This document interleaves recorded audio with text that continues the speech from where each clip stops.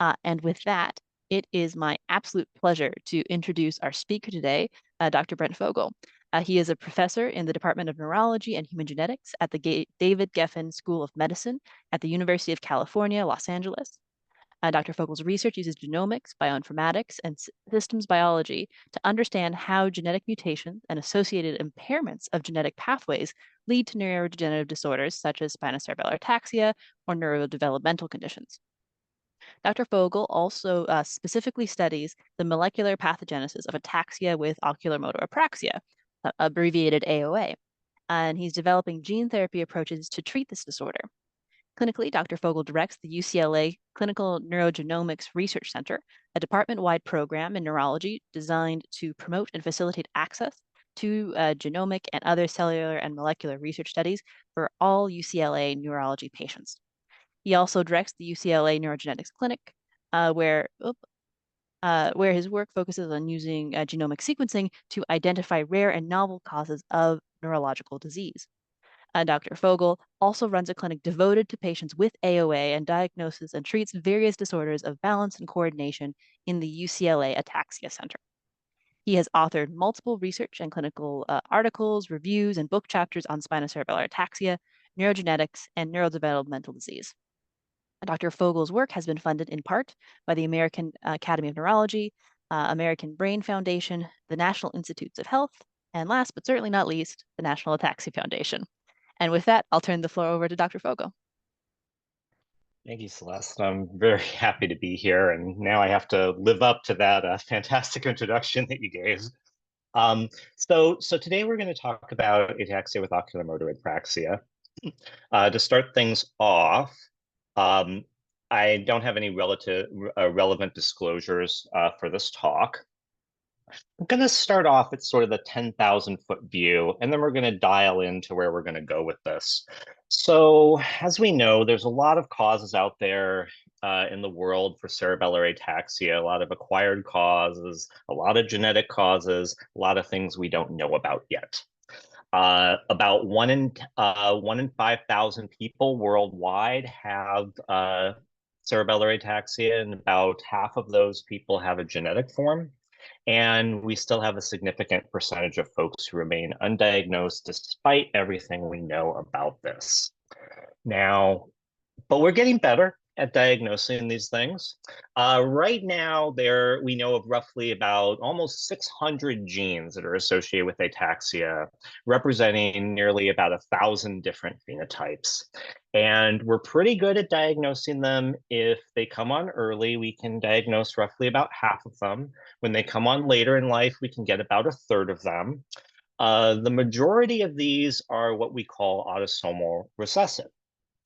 So diving into that a little bit, so autosomal recessive disorders are, are conditions where you inherit one copy of each gene from your father and one copy from your mother.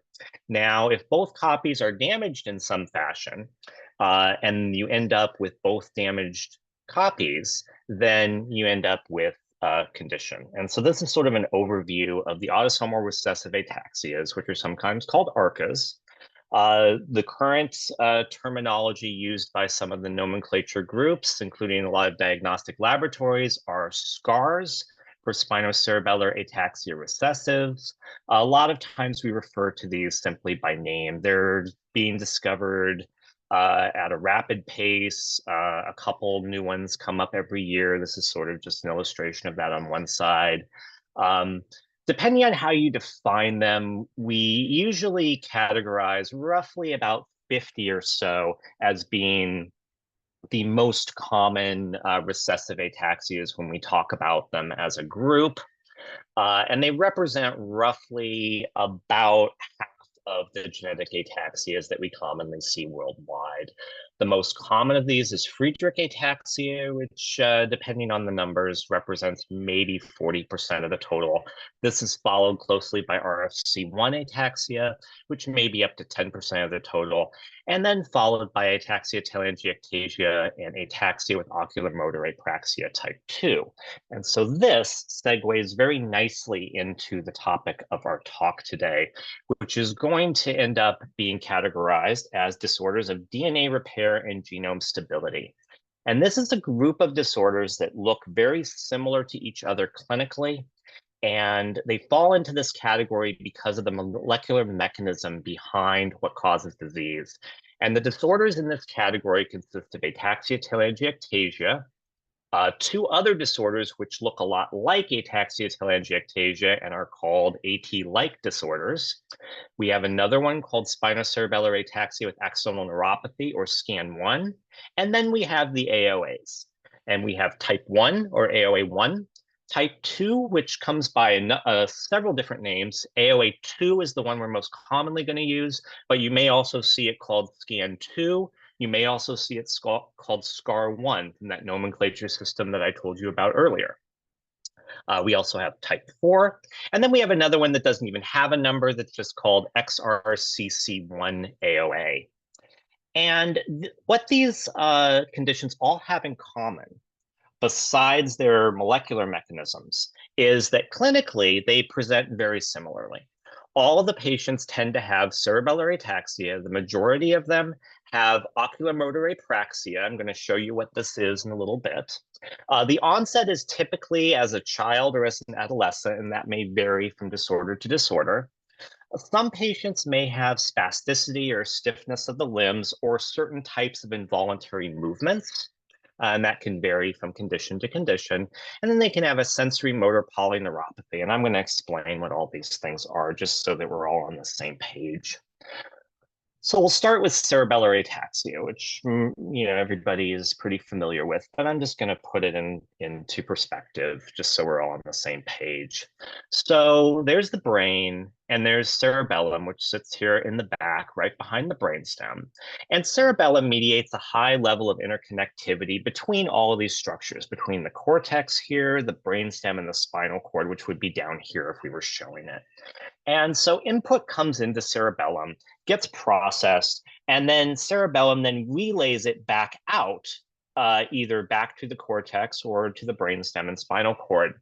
And so what cerebellum is doing is it's integrating all the input it receives, sensory information like vision, touch, proprioception or joint position sense, and other things that are occurring in the environment. And one of the things that it does that we notice most commonly is that it regulates smooth movement. So basically, it sort of sets the stage for the brain to make a movement. And then it regulates timing of thought and action. And so this is why when cerebellum becomes damaged, you see a loss of these things and a loss of rhythm and a loss of timing of some of these things. And so essentially what happens now is the input comes in, it can't properly be processed, the output that comes out isn't quite right, and so you have impairment of balance and coordination. So thinking about this a little bit, we can go back to the textbook definition of ataxia, which is an impairment of balance and coordination that's not related to muscle weakness, so independent of that. And we're talking primarily about dysfunction of the cerebellum, but let's not forget you can also get ataxia from disruption of certain sensory pathways, typically proprioception or joint position sense, which basically is where your limbs are in space. And you can also get ataxia from disruption of the structures in the inner ear or the vestibular system, which essentially is your internal gyroscope, which tells you which way is up. And disruption of any of these give you the same sort of symptoms. Again, we're focusing on disruption of the cerebellum, but what this manifests as discoordination of voluntary movement. And so there can be eye movement abnormalities. The most common one we talk about is nystagmus, or rapid movement of the eye in one direction or the other. Trouble speaking, which we call dysarthria, trouble swallowing, which we call dysphagia, limb movement problems, which we call dysmetria. Again, this word comes from the lack of rhythm of movement, so the movement is no longer smooth and it's now become jerky. And then trouble walking or gait problems, which is usually the first thing that people notice and can be called a number of different things based on their individual experience, ranging from an imbalance to a dizziness or even to a leg weakness. Now, let's get back to our topic at hand. So we have this list of disorders again. And sensory motor polyneuropathy is the next thing. So I'll take this generic figure, and so we'll modify it a little bit. And so, oops, there we go. Modify this a little bit. And so now we've superimposed the brain and the spinal cord, or what we call the central nervous system, on top of this person. And now we've illustrated all of the nerves coming out of the spinal cord that go to the arms or go to the legs and the feet. And that's the peripheral nervous system. So in sensory motor polyneuropathy, damage occurs to the nerves that go to the arms and to the legs that involve both sensation and motor function. So you get loss of sensation in the hands and feet, and you can get weakness and muscle loss also in the hands and feet. Now, the way this works is because the damage is length dependent. So the longer the nerve is, the more likely it is to be damaged. What you see is these things start to occur as far out from the spinal cord as possible. So you see it occur in the feet, you see it occur in the hands, and then you see it ascend upwards toward the brain. And so that's usually how these things progress. Now, our next feature is oculomotor apraxia, which is a feature that's commonly seen in most of these conditions. And so I'm going to show you a video here of what that looks like. And so what we can see here is we can see this gentleman is basically, he's following my finger around, and you can see that his eyes are showing some of the typical movements that you see with people who have cerebellar issues, but they're moving in all directions and they're following my finger around. Now I'm asking him to do it by himself.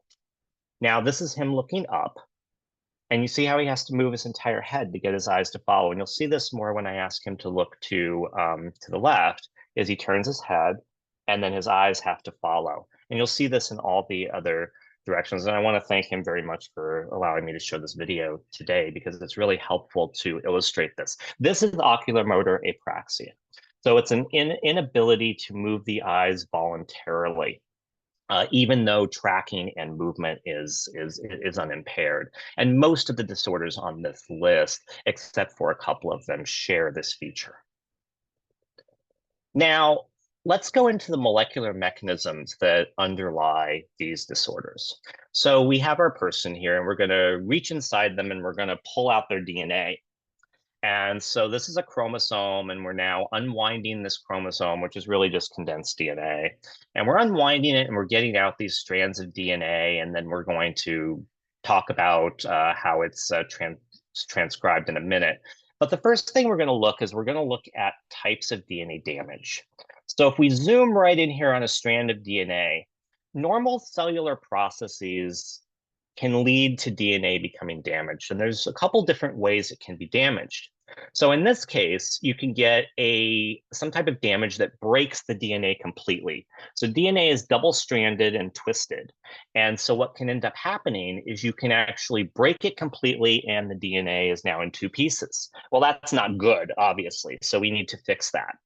So what ends up happening is a series of proteins recognize the damaged DNA, they recruit other proteins, and then ultimately fix the repair. Now, relevant to what we're talking about today, we're going to talk about two of these proteins. So the first one is a protein called MRE11, and this is actually the protein that's involved in one of the AT-like disorders. Now, what it does is it recognizes the damage, and then it starts to recruit other factors. And it recruits a very critical factor called ATM. And ATM is the protein that is involved in ataxia telangiectasia. Now, ATM is able to activate other proteins, recruit them to the site, and ultimately repair that. And we're not going to go through that whole process, but these are just two key proteins in that pathway that lead to repair of these. Now, some features of ataxia telangiectasia that are a little bit unique to these disorders is it has the earliest onset. The typical age of onset is usually before the age of 4. Patients also get what are called conjunctival telangiectasias, which is basically a long word for enlarged and dilated blood vessels around the eye that can be seen on examination. And some patients can get immunodeficiency. Now, when you break DNA, that can lead to some significant problems. And if ATM isn't there and can't repair it, some of those problems can include cancer. So patients who have AT or AT-like disorders have an increased risk of certain cancers, primarily lymphomas or leukemias. That's unique to these disorders. The other ones we're going to talk about don't actually have that increased risk. And in addition, patients with AT also have elevated serum alpha-fetoprotein, and a couple of the other disorders do as well. Now, another type of damage that can occur is if you only break one piece of the DNA. And so we call this a single-stranded DNA break. Now, if that happens, you recruit an entirely different set of proteins to try to fix it. And so a number of these are actually involved in these types of disorders. And so we'll run through these very quickly. XRCC1, which, as I mentioned before, has its own special brand of AOA. It comes in and it actually completes the repair and rejoins the DNA together.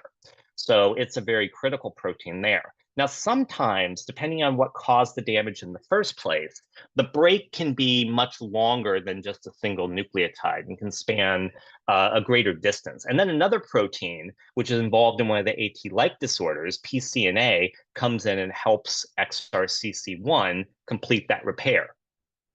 Two other proteins that are relevant are PNKP, which is related to AOA4, and it resolves damage that occurs right at the end of the breaks and allows it to be rejoined again.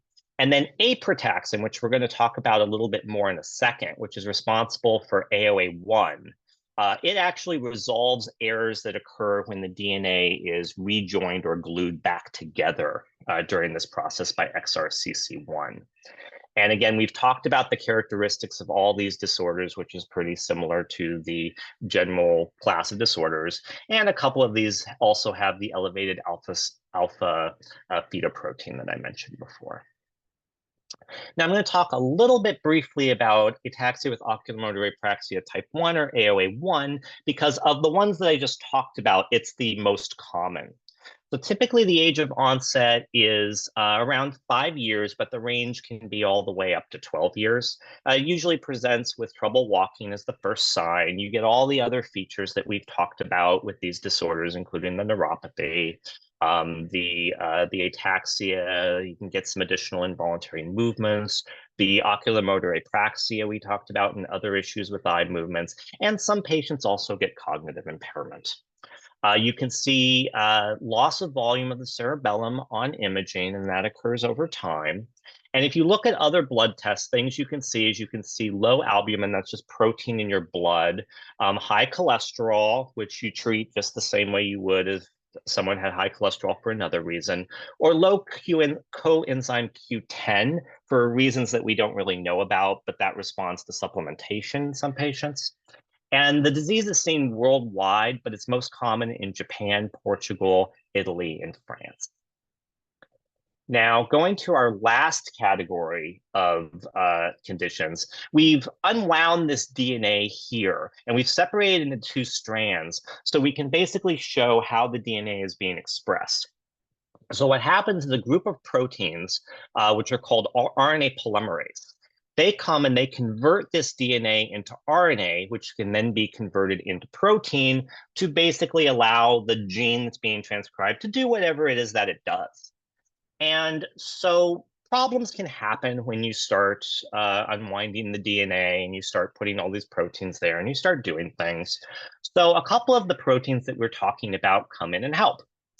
So this protein TDP1, which is important for SCAN1, it recognizes errors that occur as you unwind the DNA and it fixes them. Now, sometimes that actually can cause a single-stranded break, and that causes all the other proteins we just talked about in the single-strand break repair pathways to come in and help too. But TDP1 is focused mainly on things that happen with the unwinding. And then a protein that we're going to spend a lot of time talking about, because it's a big interest of mine, is Senataxin. And Senataxin comes in, it has a very important role in, as you make this RNA, the RNA can continue to stick to the DNA because the two are complementary to one another. Now, that's not supposed to happen. The RNA is supposed to go off into the cell and do what it needs to do. If it sticks to the DNA, problems can occur. So what Senataxin does is it comes in and it unsticks the RNA from the DNA. Now, the word we use for the combination of the DNA and RNA is R-loop. We call that an R-loop. And Senataxin comes in and it resolves these R-loops and allows the RNA to go off and do what it needs to do. And one thing I want to mention is for all of these proteins, we're talking about their main function. And this is what they do throughout the body. They do other things too, and I'm going to illustrate that in a minute when we talk a little bit more about Senataxin. But I just want to point that out and say that this function is something they do in the brain and in the cerebellum, but it may not necessarily be the key function that causes the disease. We don't always know what that key function is that's leading to the disease. And because of that, we need to do research and try to understand this better if we're going to treat these disorders. And so what I'm going to do now is I'm going to shift gears a little bit. I'm going to talk about work that we've done over the past decade in trying to understand how Senataxin functions and how that leads to AOA2 as an illustration for how you need to understand all of these disorders. And so Senataxin is a very, very interesting protein. It's expressed everywhere, all in the body, and you can understand that because of the important function that it does. But it's not just in the brain or the cerebellum, which is interesting because of just how specific the disorders associated with it are. It's just very interesting how it's just so ubiquitous. It's a very large protein. It's almost 3,000 amino acids in size, which is very big for a protein. And it has one function that we know of based on the protein structure, and that is a DNA RNA helicase. And a helicase is basically an unwinder. So it unwinds DNA RNA complexes, and that's what we just talked about. And so its key function I just told you about is resolving these R loops that occur during DNA transcription. And this helps maintain stability of the genome, but it does a number of other things. To a small degree, it participates in double-stranded DNA break repair. It has other roles in gene expression, including termination of transcription, regulation of binding of RNA polymerase II, and the completion of the development of the RNAs after they're transcribed from the gene. It also has a role in immunity as well, with the antiviral response. And these are just a small subset of the things that it does throughout the body. It does other things too that we'll talk about as well. And there's two disorders associated with it. We've talked already about ataxia with oculomotor apraxia type 2. And this is what we call recessive disorder, where it's a loss of function of the Senataxin protein. Another disorder is associated with it is a condition called ALS4. So it's similar to a juvenile form of ALS or amyotrophic lateral sclerosis that I'm sure everyone's heard about. And this is a motor neuron disease. It's very different than AOA2. And the mutations that cause it are distinct from the ones that cause AOA2. And this acts dominantly. You only need one mutation in the gene to get this function, or to get this disease. And so we attribute that to a gain in function. I'm going to talk a little bit about how we've gone about understanding this difference. So this is a depiction of what the Senataxin gene looks like. And it has one portion up here at the start of the gene that's involved in interactions with other proteins, that forms complexes that recruit proteins to do things. Then we have this portion down here, which is the helicase domain that we've talked about. Now, mutations that cause AOA2 can be found all throughout the gene and specifically appear to cluster in this DNA RNA helicase domain. And this makes sense because again, AOA2 is a loss of function. So anything that's going to disrupt what Senataxin does is going to lead to AOA2. Now, there's a very, very small number of mutations that we know about that cause ALS4. And there's just a couple of them, they're highlighted here in yellow, that are throughout. This is not every mutation that we know about in Senataxin. There's a lot more. This is just a subset of them, just for illustrative purposes. But there's so many because Senataxin is so big, and it's what we call polymorphic, is where changes happen to it just naturally. So a lot of people walk around with changes in Senataxin just primarily because of its size, and there's a lot of real estate for changes to occur. Clinically, Senataxin and AOA2 is very similar to everything we've talked about. Not all the patients get oculomotor apraxia, about half of them do. Some patients have increased cholesterol. Again, you treat that just like you would any high cholesterol. And it's most common in parts of French Canada and France, and in the USA, of course. Now, one of the first questions we wanted to ask, and this is going back about a decade now in our lab, is we wanted to know if patients with AOA2 showed altered gene expression patterns. And this is basically because of the specific role that Senataxin plays in gene transcription. So we wanted to know if you affected that, if it would lead to disruption of other genes, which perhaps we could better understand to understand what was causing AOA2. So this was a large study we did involving 12 families from 4 countries with 15 patients and 18 carriers. And what we did was we did transcriptional profiling in patient blood. Now, this is interesting because we can do this with Senataxin because Senataxin is in every cell, including blood. We can't do this with a lot of proteins that are only in the brain because we can't access them very, very, very easily or in ways that people would like. But blood we can get pretty easily. So we normalized the patients to the carriers within the same family to minimize any family-specific effects. And we compared 5 families from all over the world to minimize any genetic background effects, say if we picked everyone from the same country. And we used a technique that I'm going to tell you about very, very briefly and not get into too much technical details, called weighted gene co-expression network analysis. And this is a way of looking for groups of genes that share a biological function. Now, to try to illustrate that, I'm going to put this into different terms. I'm going to show this sort of like the way if you were planning a trip and you were thinking about taking an airplane. Now, I'm in Los Angeles, California. So let's say I wanted to travel to Salt Lake City, Utah. So there's a couple of ways that I could look at this. I could look at this in a unidimensional relationship. Here is a flight that goes from Los Angeles to Salt Lake City. And this tells me a lot of information. It tells me what time I have to be at the airport, what time I'm going to arrive. I can plan things like where am I going to get a rental car? What hotel am I going to stay at? So there's a lot of information there. But now let's broaden this. Let's now look at every flight, not just this one flight. And now we can create this pattern that goes across the entire United States. And immediately you see there are these clusters where these flights originate or arrive from. And so this now tells you a lot of interesting things here.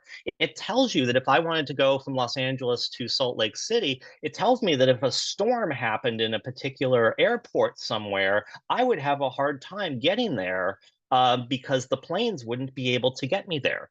The other thing that's really fascinating about this is if you look at this pattern and if you fly airlines a lot, I bet you can look at this and you can tell me exactly what airline we're looking at here, because this pattern of airports where all these flights coalesce, or we call them hubs, which is actually what the airports call them as well, are specific to specific airlines. So you can look at this and probably some of you are already saying we know exactly what airline that is because of this pattern. We can do the same thing with a disease. And so this is foreshadowing here. So we did this. And so we identified a certain number of genes that were differentially expressed, meaning that in AOA1 in AOA2, they go up or they go down. But then we also identified two modules. This would be a modular pattern here of airline flights. We found two modules that correlated with AOA2 versus not AOA2. I'm going to show you one of these right now, and this is what it looks like. And again, these large red dots here are hubs where all of these genes come together. And so these are very significant in trying to understand the relationship between these genes. And so we weren't very creative with our names back then, so we called this the blue module, not to be confused with the second module we found, which we called the turquoise module. A lot of very blue themed things in this particular publication. And as you would expect, if this is related to disease, we saw a huge enrichment in these differentially expressed genes. They actually are most of the hub genes. And this was specific to AOA2. We looked to see if this pattern could be found in Friedreich ataxia, and it could not. So this was unique to AOA2. So of course, you're saying, why is this important? Why do we care? How is this at all useful? So we can learn a lot about the disease from this. So I'm going to sum up a lot of work that we did and just give you the punchline here. So doing this, we learned that Senataxin does all the things that it does, and that leads to normal cerebellar function, normal motor neuron function. Now, if you inactivate Senataxin, you get a change in gene expression that leads to disruption of cerebellar function. If you change it a different way with completely different mutations that lead to ALS4, you change the pattern of gene expression to affect motor neurons. So summing these up, there's unique transcriptional profiles to AOA2 and to ALS4. And these are disease specific, and they represent different functions of Senataxin. It's conserved across cell types, including blood, and it's important we can recognize it in blood, because I'll tell you why in a second. And it's conserved across species, particularly mice, and I'm going to show you how that's useful in a second. And this actually was on the cover of Human Molecular Genetics like 10 years ago, so fun stuff. Anyway, so can we use this to better understand AOA2? And the answer is yes. We could learn new things about AOA2 we never knew about. So let me tell you how. So if these networks really represent universal disease pathology, then they should be preserved everywhere on the whole, across the animal kingdom. So mice that were made by our colleague Martin Lavin at University of Queensland, they had made mice that knocked out that had eliminated Senataxin expression in the mice. And so what we found that there was complete preservation of these modules that we had detected in patients in these mice. And this is great because we can't look at the brains of the patients, but we can look at the brains of the mice. And the pattern was there in the neurons, and it correlated specifically with the loss of Senataxin function. Okay, great. So the mice are the same. What is that? Why is that useful? The mice don't have ataxia. The mice had a completely different pattern or different phenotype. They were infertile. The male mice were infertile due to problems in spermatogenesis. And so this is not something we anticipated seeing, because this is not something that was previously known to occur in AOA2. So we looked. And so this is a semen analysis from 2 patients with AOA2. And these are the normal values here. And what you can see is if you look at the 2 patients, in this one patient, they made no sperm at all. And this other patient, they made a very much less sperm than normal, and only a percentage of it was normal. And so the mice actually told us something brand new about AOA2 that we would not have known if we had not seen that these were identical on the molecular level. So we learned an entirely new function of Senataxin. So to illustrate that this is actually due to Senataxin, I'm going to show you it this way. So this is sections from the seminiferous tubules in the testicles from mice and from humans. And so this is normal tissue here in the mouse. I'm going to start with the mouse first. And in the Senataxin knockout mice, what you see is you actually see sort of these enlargement of these spaces around the tubules.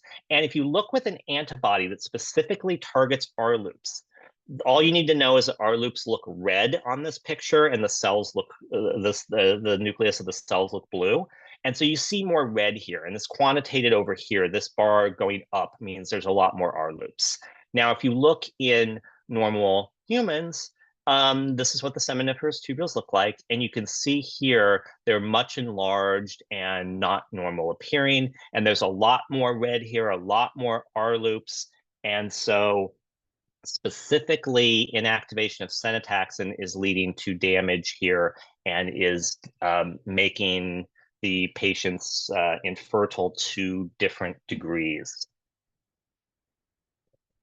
Okay, now, so this is telling us that this type of analysis can be really useful in understanding the disease. So can we use this as what we call a disease biomarker? Can we actually identify the disease based solely on these transcriptional patterns? So I'm going to talk for a minute here about some work that we did with our colleague Grace Yoon at the University of Toronto. Now, she had identified two patients who had a very unique clinical presentation. And this is the first one. He's a young gentleman at the age of 10. He had some developmental delay, and he had a neurological phenotype that primarily consisted of some unique motor weakness and a very severe peripheral neuropathy. I'm not going to go through all the details, but you can see the loss of muscle and the issues that he's having with his hands and his feet here, which is very, very severe. And he was found on genetic testing to have a variant in Senataxin, a single variant that was not previously known to cause disease. And despite the very extensive workup, this was the only thing that was found. And there's a second patient who was age 14 who had a very similar presentation with the same significant weakness and the severe neuropathy. And again, you see the issues with the hands and with the feet here, who had the exact same variant. And so now the question is, this doesn't look anything like AOA2, obviously. This doesn't look anything like typical ALS4. So is this actually related to Senataxin? I just told you that Senataxin variants happen all the time. Is this just a coincidence? Or does this actually mean something? So we decided that we would look. So just to sort of sum this up, without going through all the clinical features, compared to ALS4, these two patients had much earlier onset, more severe. They had abnormal cognition and development, which isn't something that's typically seen in ALS4, but they had cranial nerve abnormalities, they had sensory issues, foot deformities, and this profound polyneuropathy, which is just not something you see in ALS4 and not anything like AOA2 either. So this is work done by my graduate student, Kathy No. So we took advantage of these mouse models that were developed by our colleague Al Laspada and Craig Bennett at UC Irvine.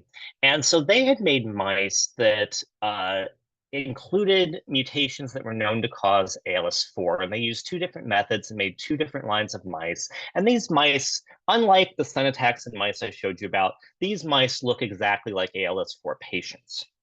So we did the same thing that we did before. We took RNA from these mice, and we took RNA from patients with ALS4, and we did this weighted gene co-expression network analysis, and we looked to see if we could find networks that matched between the mice and the patients. We did it this way because there's not so many patients out there with ALS4, so we couldn't do what we did with AOA2 because there weren't as many families to look at.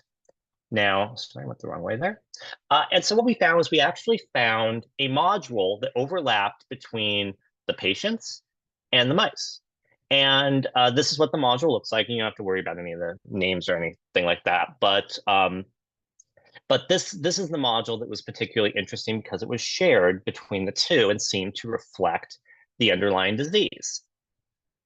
So here's the big question. So if what we're seeing in these patients is a much more severe form of Senataxin-mediated disease, does it share this pattern? So what we did was we took RNA from those two patients that I talked about that had this unique Senataxin variant, and we did weighted gene co-expression network analysis, and we compared it to ALS4 patients, and we compared it to people that don't have any disease at all. And so I'm showing you this on this log scale. The reason I'm showing you on a log scale is so that we get a really big column if something matches. So if we look at ALS4 patients, which we expect to match because we base this off ALS4 patients, you get this big column that rises up here and it crosses this dashed line, and that means it's positive. So, and statistically significant. So we expect a match here. This is what we see. Our signal matches ALS4.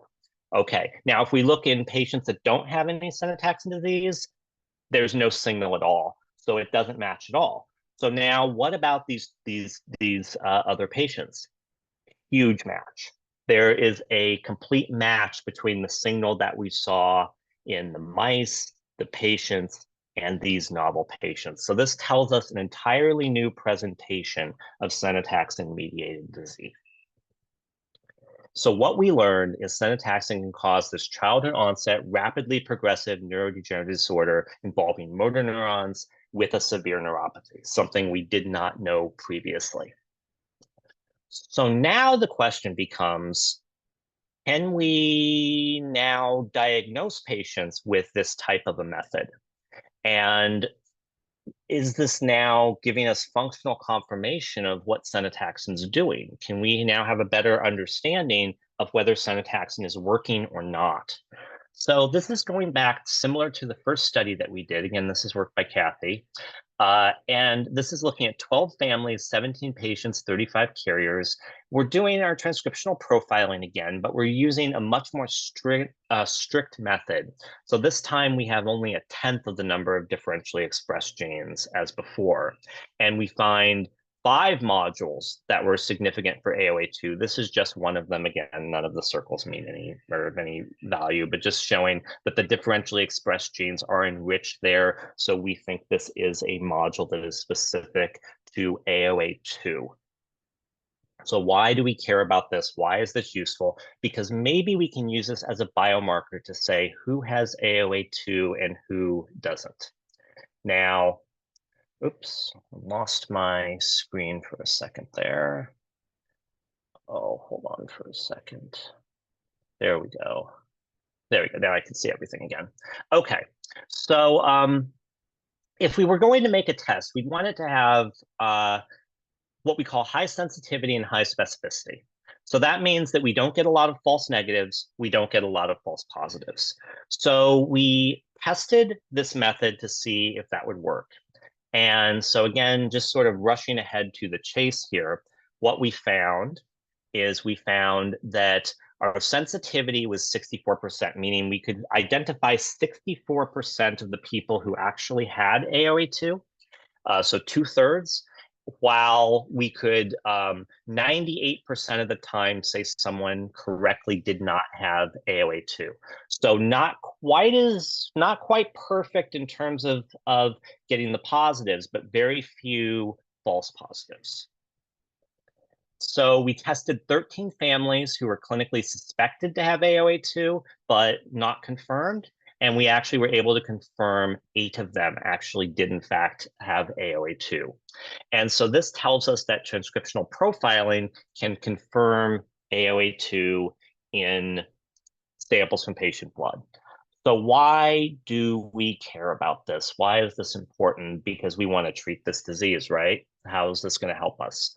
This is now a real-time biomarker that allows us to take a look at a blood sample of a patient and say whether or not Senataxin is working or it is not working.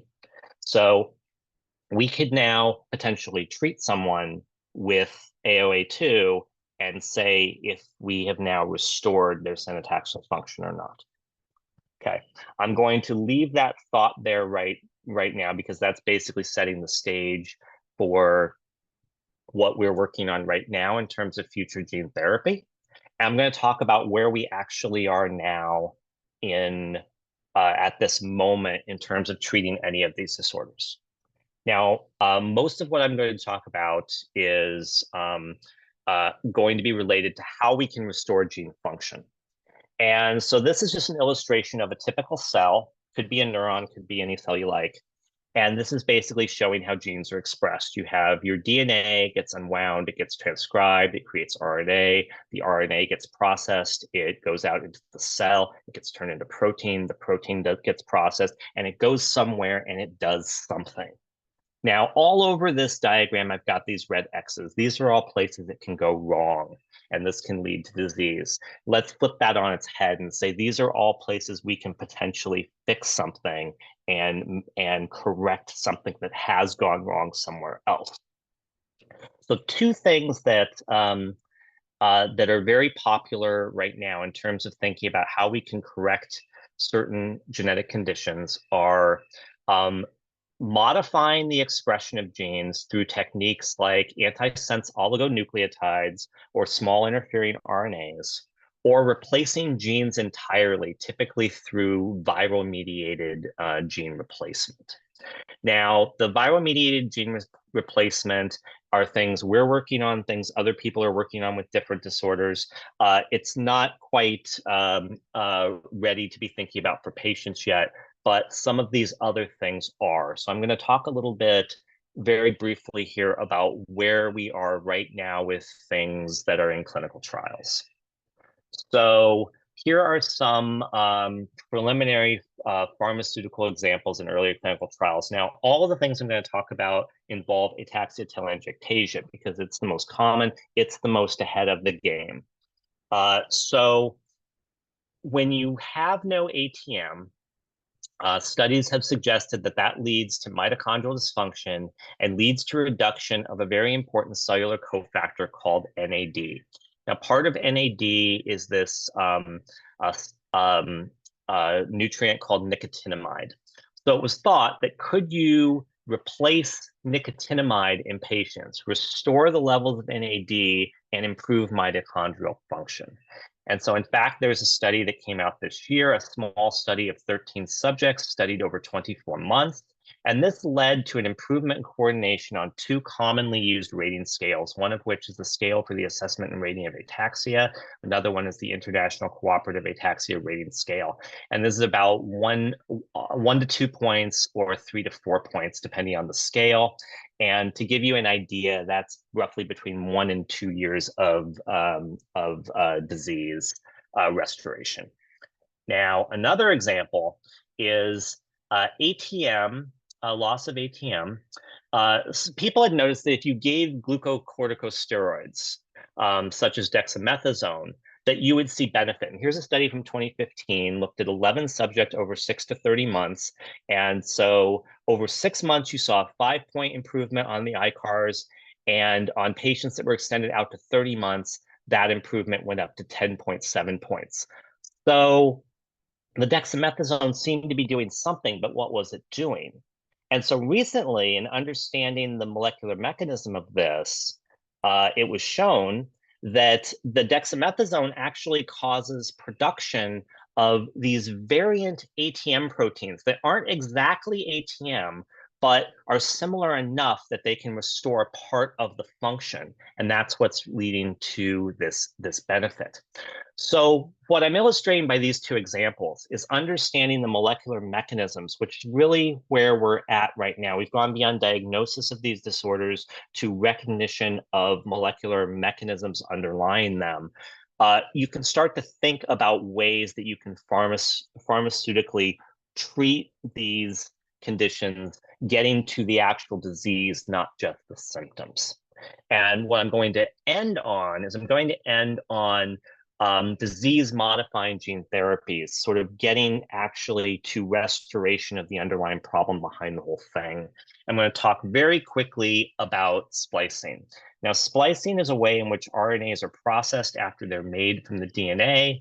RNA comes in pieces that are separated by these parts that actually don't code for any protein. In order for protein to be coded, these parts get removed, and these important pieces get stuck together. And this process is called splicing. Now, what we normally think of is we normally think about a mutation being in these parts that code for protein. And so if you put a mutation there, you don't get a working protein. Now, what I want to tell you is sometimes that if you put a mutation in a place that affects the splicing, the connection of these pieces, you also don't get the correct protein. But these pieces would work just fine if you could stick them together some other way. So in this example, what you can do is you can use a molecular tool to allow the splice to occur properly, and the protein is restored. And the tool that was tested here by this group that was published last year is what we call an antisense oligonucleotide, or a synthetic piece of nucleic acid that can basically bind to these RNAs and modify them. Now, this is actually really an interesting strategy because between 9 and 15% of patients with ataxia telangiectasia have at least one mutation that could be eligible for this type of treatment. Now, because splicing occurs all over the gene, anytime you were going to try to treat one of these mutations, you would need to have a drug that's individualized for that specific mutation. But because some of these mutations are more common than others, you could maybe get 70% of this 15% with as few as 5 different drugs. And in fact, these are already being tried. There's an N of 1 trial, which basically means one patient who is taking a drug for this, and they're monitoring to see how this is working. But theoretically, this is a strategy that could benefit a number of AT patients, and similar type strategies could be applied to these other disorders as well. Again, it all comes down to understanding the molecular mechanisms better. So with on that promising note, I'm going to stop here. Thank all of the people who contributed to the work that I showed.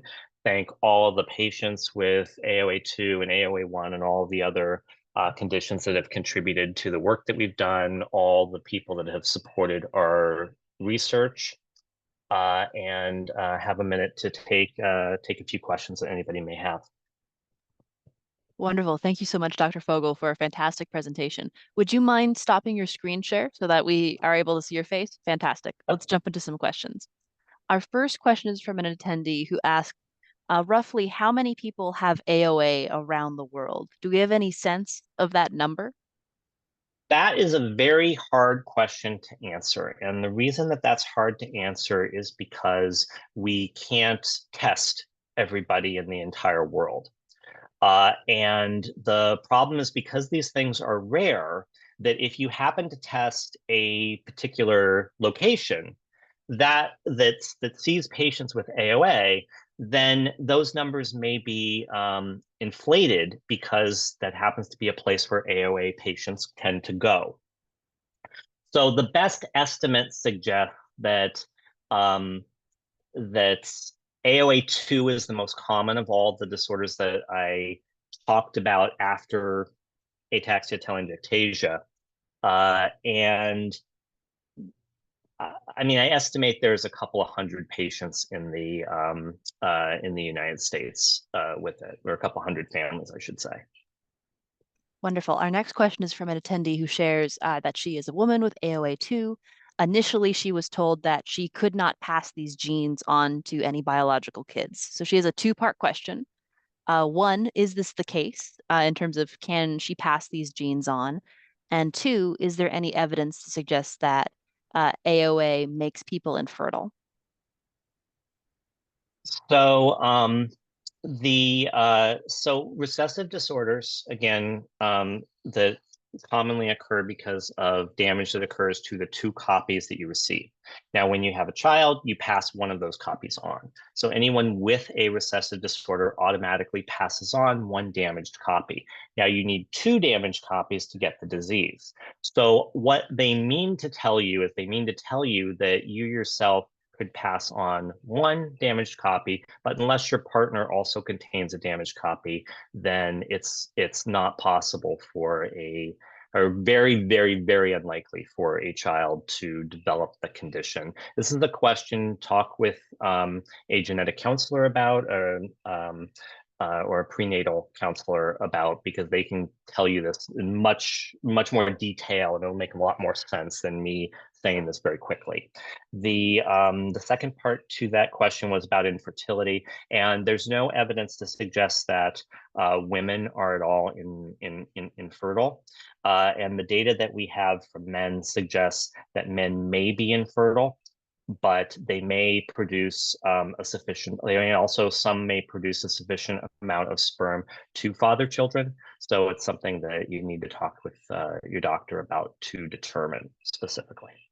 Thank you for clarifying. Our next question comes from an attendee who has AOA2, and she's wondering, could you explain why she has such high levels of AFP in her blood? Is this common? What's causing this? So nobody really knows exactly why that is across these disorders. Our research suggests that the altered transcriptional patterns in AOA2, one of the genes that gets activated is alpha fetoprotein, so it just makes more alpha fetoprotein. Some people, just to mention very quickly, alpha fetoprotein is considered a tumor marker. So just having elevated alpha fetoprotein does not make you at risk for tumors. Some doctors may not know that, so that's just something to just point out. It's just an elevated protein in the blood. It's not, having an elevated level doesn't do anything specific. Thanks for clearing that up. We have time for two more quick questions. The first, there's an attendee who asks, they have AOA2, but they're not connected to, they don't have any French Canadian ancestry, they don't have any French ancestry.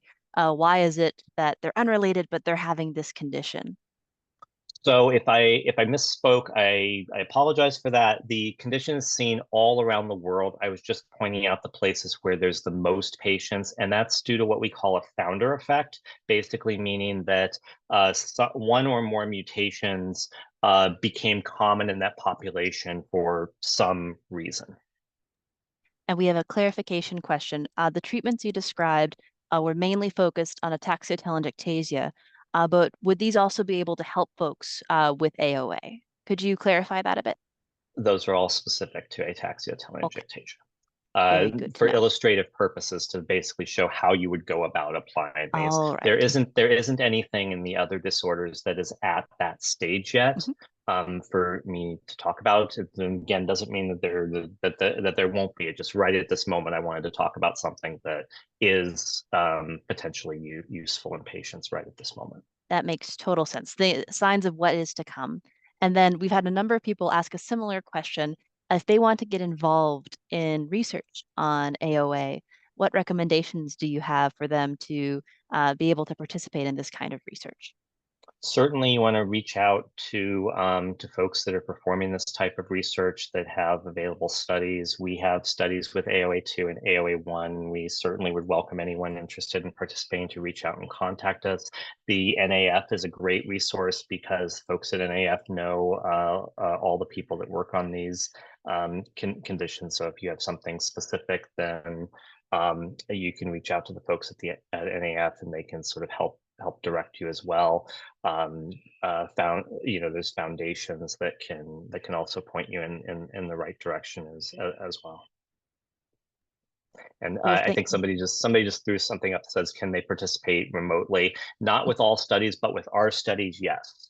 Yes. So if somebody has AOA2 or AOA1 and isn't able to come to Los Angeles, that's okay. Reach out to us anyway.